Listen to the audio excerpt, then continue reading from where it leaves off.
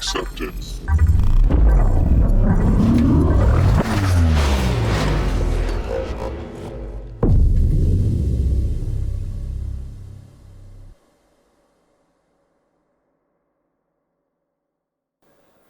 Hi everyone, thanks for joining today. It's been a pleasure to be with you today for Devoxx Poland.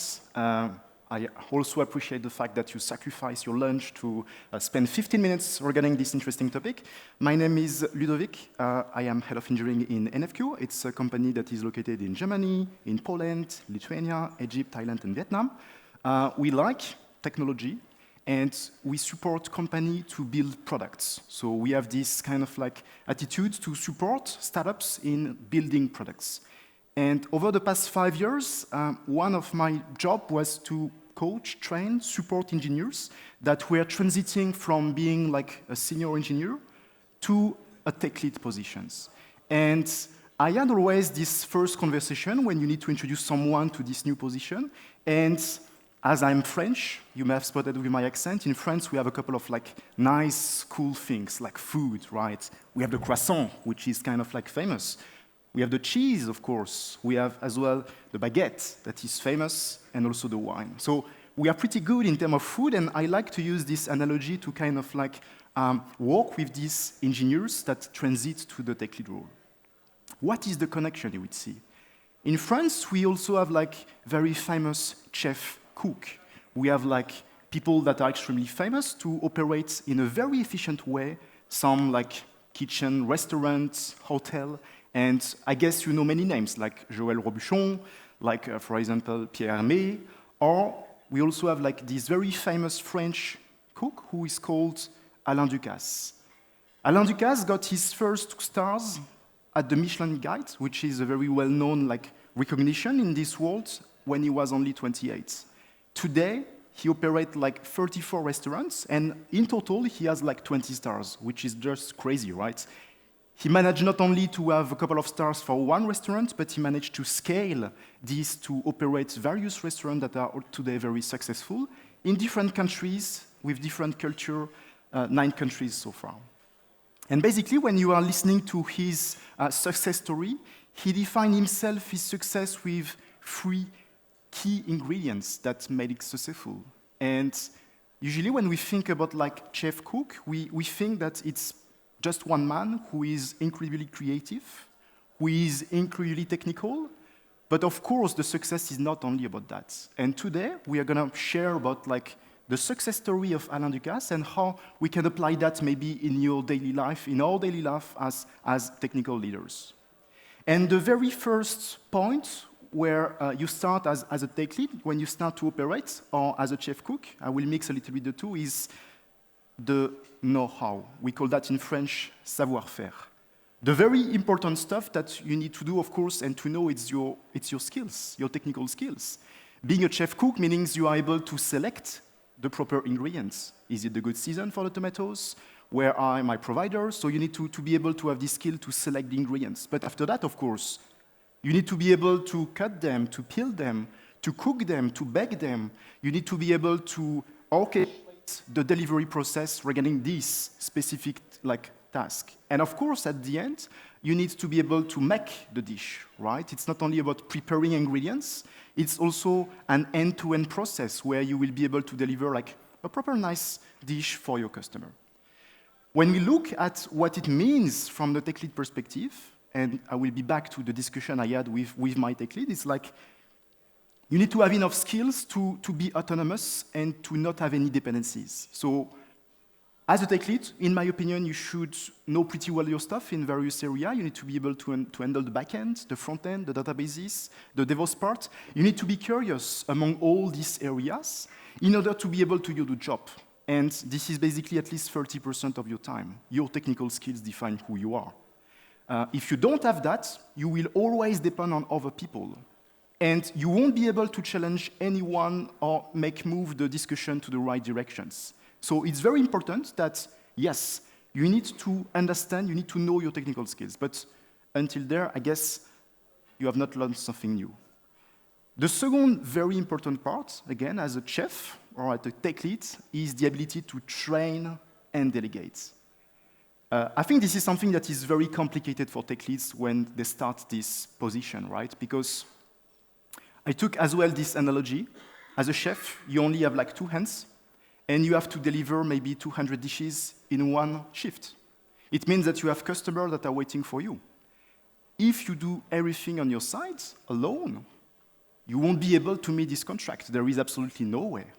So successful chefs are extremely good at training, organizing their brigade, it's called that in French, to structure different stations in which the people will operate in their skills, right? And the role of the chef of the kitchen is to make sure that, okay, we have the fish that is cooked there, we have the meat that is cooked there, everything is connected together, we have the one who's prepared the sauce, and at the end, we have someone that will dress the proper dish. And of course, somebody has to try it. We will have some QA. Have you put enough salt in your sauce? Have you put some kind of good ingredients? So the chef will be here to structure the kitchen, to scale basically what is happening in the kitchen and making sure that we are properly training the people to do that. And it's something that is so important that there is no way you can scale if you are unable to do that. You can't be doing everything. It's just impossible.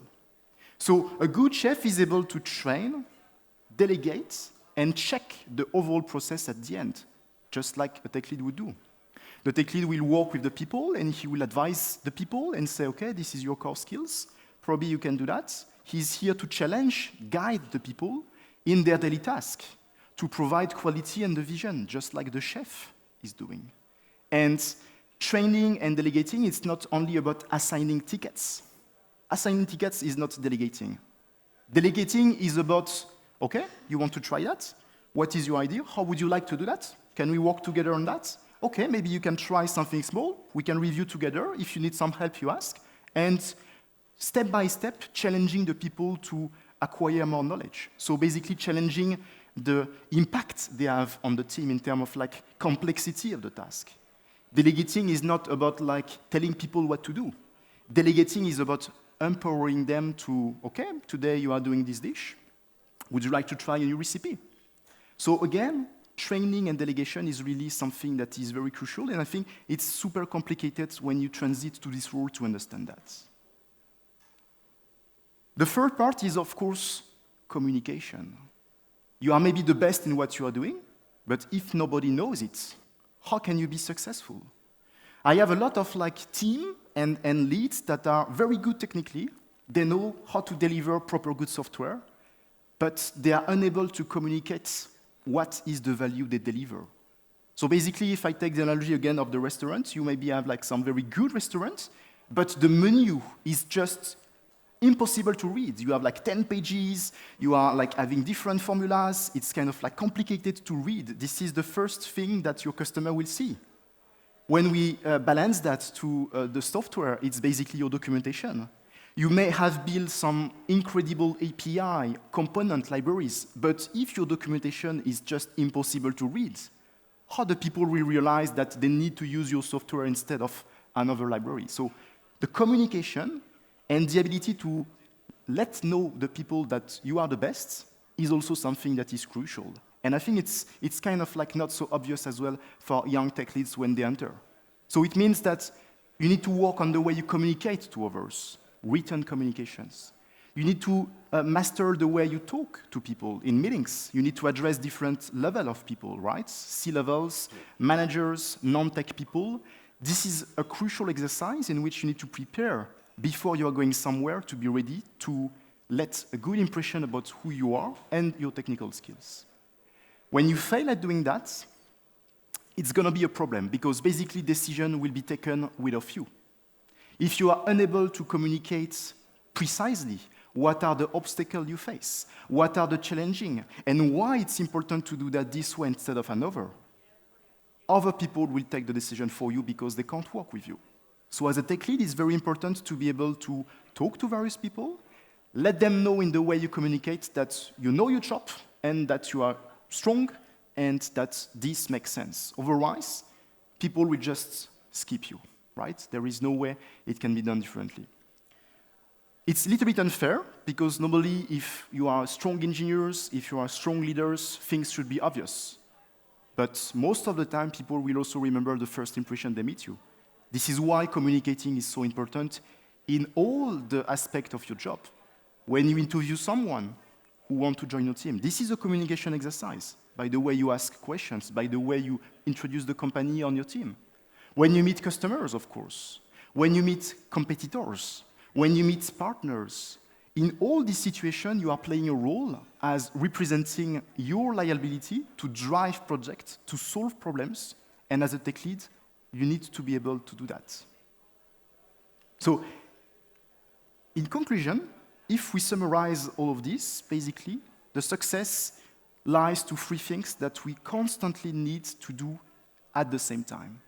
30% of your time should be your technical skills, and you can't forget and skip about that. This is why the people will come to you. This is why you receive a salary. This is why you have the right to be in the meetings. It's because you have technical skills. And these technical skills can also be engineering skills in a very broad way, right? It's also the ability to manage and lead a team, for example. The second aspect, of course, like I mentioned, is your ability to train and delegate. 30% of your time should be constantly at, no matter which level you are, I am training and I am delegating enough. Whether you are a tech lead of like a team of like 4 people or 10, you should constantly have this 30% delegated to I am training and I am delegating enough. And 30% of your time should also be delegated to the communication part. So it means that no matter where you are in your career, no matter what is the team size that you have, you need to invest 30% for your technical skills, 30% for training and delegating, and 30% for the communication. And it's always a mix, okay? Today, as a head of engineering, I am managing like 30 teams. This is also what I am doing. And of course, the way I delegate is different. My backlog of tasks is completely different than when I was leading a team. But I still have in my agenda 30% delegated to the technical task, 30% delegated to the delegation part, and on the communication. And I constantly play with this balance between the three areas. And possibly, if I change my job, I will apply the same ratio, but the task will be a little bit different. So tomorrow, or next week, when you will go back to your companies as leaders, try to ask yourself these 3 questions. Do I invest enough time on the technical part? Do I keep learning things, like attending conferences? Do I keep investing in these technical sides? Do I spend enough time to train my people, interns, junior developers, seniors? Do I empower them and do I delegate enough? And finally, how do I communicate to the others? And one exercise that you can do is to ask for feedback, right? At the end of a meeting, take time to sit, look, what have you thought about this meeting? What is your feeling? Do you think we could do differently or we do better? At the beginning, when you start as a tech lead, feel free to ask questions. Feel free to ask for feedback. It's really not a big deal, and this is the way you can drastically improve the way you will communicate in a very effective way. I've done the presentation. It's the end, 15 minutes only. It's pretty challenging. I hope you have still learned a couple of interesting things, and if you have any questions, I will be very happy to answer them in this room or later with a coffee. So thank you very much, and see you later.